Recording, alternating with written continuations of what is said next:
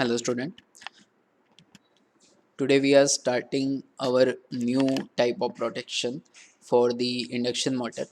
Protection against the stalling of induction motor. So first of all, what is stalling? When heavy load is thrown on the motor suddenly, the motor stalls, or we can say that motor does not start or a rotor gets blocked. Okay, so if we put the load excessive load on the motor, and motor capacity is not that much that it can accelerate the load.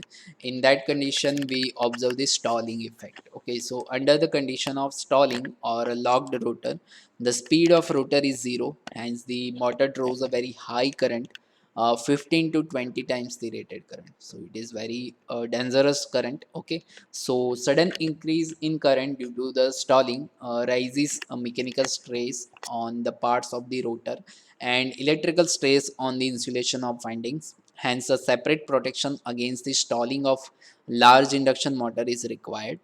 An instantaneous overcurrent relay operates due to subsequent high stator current and isolate motor from supply. Okay, so in certain cases, due to abrupt heavy overload, the motor does not stop fully, but speed falls below the lower steady state speed.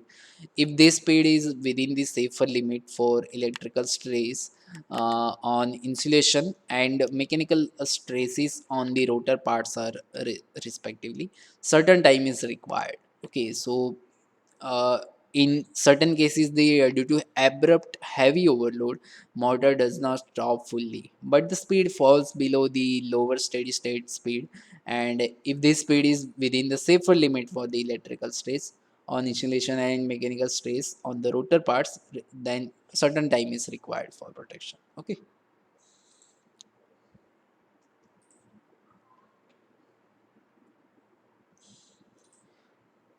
so for motor to gain a stable state, or we can say a safe stalling time, therefore induction motor does not require to trip. Okay, so definite time overcurrent relay with a centrifugal speed switch is used as a trip coil of the circuit breaker.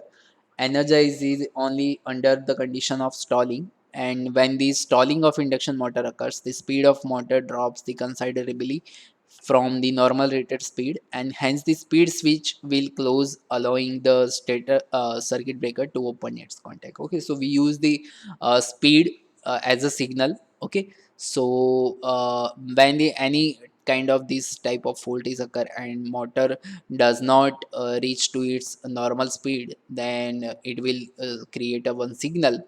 Okay, and this speed switch will close the, allowing the circuit breaker to open its contact. Okay, so for gradual overloading, thermal overload relay take care. Okay, so in this case, tripping of the circuit breaker due to the operation of stalling relay is blocked because of interlock of the centrifugal speed switch. Okay, so where if any type of gradual overloading is present, then in that particular case our thermal overload relay will take a charge, and in that particular case where our stalling relay should be blocked. Okay, and this is blocked by the interlock. Okay, so there is one interlock present between these two relay. So if any relays get open, then another relay will does not open or does not try to open the circuit breaker. Okay, so this is how we provide the protection against the stalling. Okay, then we have a under voltage protection of induction motor. If voltage across motor terminal drops, it draws a high current that damages the insulation of motor winding. Under voltage protection of protection for a group of motors, station auxiliary motors is required, because in power station the simultaneous starting of large bank of motors overload the feeding transformer and trips the circuit breaker. Okay, so under the voltage relay operates when the voltage across the relay coil falls below a predetermined value, typically 85% to 90% of rated voltage. Okay, so this is how one figure.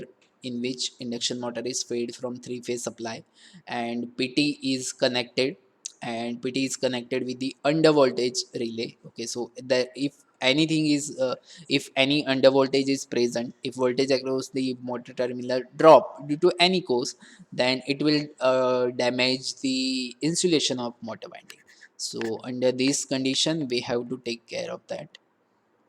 So under voltage relay coil is energized through the PT secondary, and when voltage across the motor terminal falls, PT secondary voltage changes that activates the relay, that activates the trip circuit. Okay.